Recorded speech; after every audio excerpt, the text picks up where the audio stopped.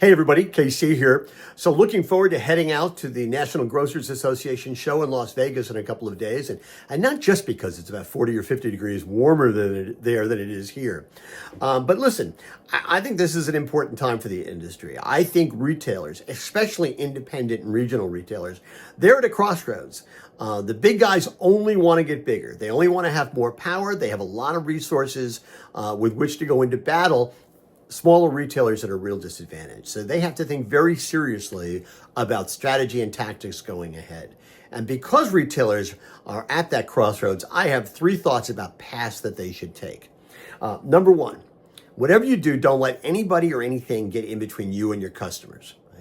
You can't let anybody do that. Not a product supplier, not a technology vendor, nobody. They're your customers and you have to hang on to them for dear life.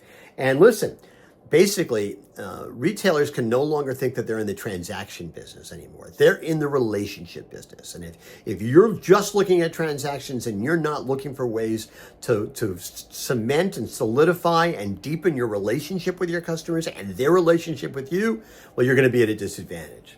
Number two, you have to be essential, which means you have to have differentiated products and services for your customer.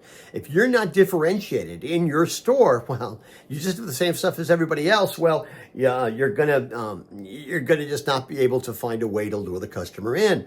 It's just gonna be incredibly difficult if they don't walk into your store and understand that it's your store and you've also made it their store, right? And this is an ongoing process. You can't ever be complacent about it.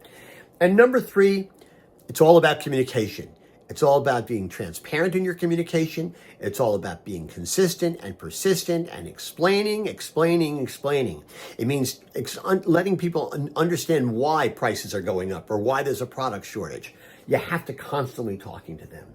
And listen, here's the deal. If you're not talking to your customer, well, somebody else may be. And that somebody else almost certainly is the competition. So those would be my three suggestions, three paths to take now that you're at a crossroads.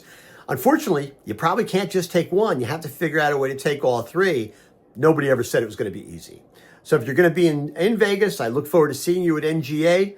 Otherwise, I'll see you back here on Morning Newsbeat next week. That's what's on my mind. And as always, I want to hear what's on your mind.